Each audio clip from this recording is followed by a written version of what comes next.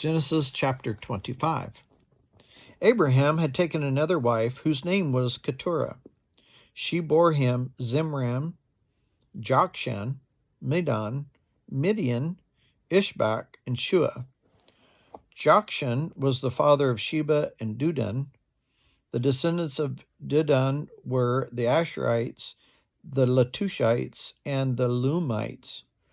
The sons of Midian were Ephah, Epher, Hanak, Abida, and Eldah. All these were the descendants of Keturah. Abraham left everything he owed to Isaac, but while he was still living, he gave gifts to the sons of his concubines and sent them away from his son Isaac to the land of the east. Abraham lived 175 years.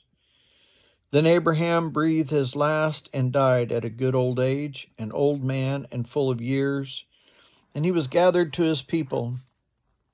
His sons Isaac and Ishmael buried him in the cave of Machpelah near Mamre in the field of Ephron, the son of Zohar the Hittite, the field Abraham had bought from the Hittites. There Abraham was buried with his wife Sarah. After Abraham's death, God blessed his son Isaac, who then lived near Beer Lahai Roi. This is the account of the family line of Abraham's son Ishmael, whom Sarah's slave Hagar the Egyptian bore to Abraham. These are the names of the sons of Ishmael, listed in the order from their birth: Nebaioth, the firstborn of Ishmael, Kedar, Abiel, Mibsam, Mishma, Duma, Massa, Hadad, Tema, Jeter, Naphish, and Kedemah. These were the sons of Ishmael, and these are the names of the 12 tribal rulers according to their settlements and camps. Ishmael lived 137 years. He breathed his last and died, and he was gathered to his people. His descendants settled in the area from Havilah to Shur, near the eastern border of Egypt, as you go towards Asher, and they lived in hostility towards all the tribes related to them. This is the account of the family line of Abraham's son Isaac. Abraham became the father of Isaac, and Isaac was 40 years old when he married Rebekah, daughter of Bethuel, the Aramean from Paddan Aram, and sister of Laban, the Aramean. Isaac prayed to the Lord on behalf of his wife because she was childless. The Lord answered his prayer, and his wife Rebekah became pregnant. The babies jostled each other within her, and she said, "Why is this happening to me?" So she went to inquire of the Lord.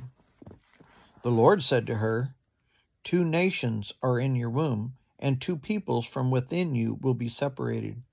One people will be stronger than the other, and the older will serve the younger." When the time came forth for her to give birth, there were twin boys in her womb. The first to come out was red, and his whole body was like a hairy garment, so they named him Esau. After this, his brother came out with his hand grasping Esau's heel, so he was named Jacob. Isaac was 60 years old when Rebekah gave birth to them. The boys grew up, and Esau became a skillful hunter, a man of the open country, while Jacob was contented to stay at home among the tents. Isaac, who had a taste for wild game, loved Esau, but Rebekah loved Jacob. Once, when Jacob was cooking some stew, Esau came in from the open country famished. He said to Jacob, "Quick, let me have some of that red stew. I am famished." That is why he was also called Edom. Jacob replied, "First sell me your birthright." "Look, I am about to die," Esau said. "What good is the birthright to me?" But Jacob said, "Swear to me first." So he swore him an oath, selling his birthright to Jacob. Then Jacob gave Esau some bread and some lentil stew. He ate and drank, and then he got up and left. So Esau despised his birthright.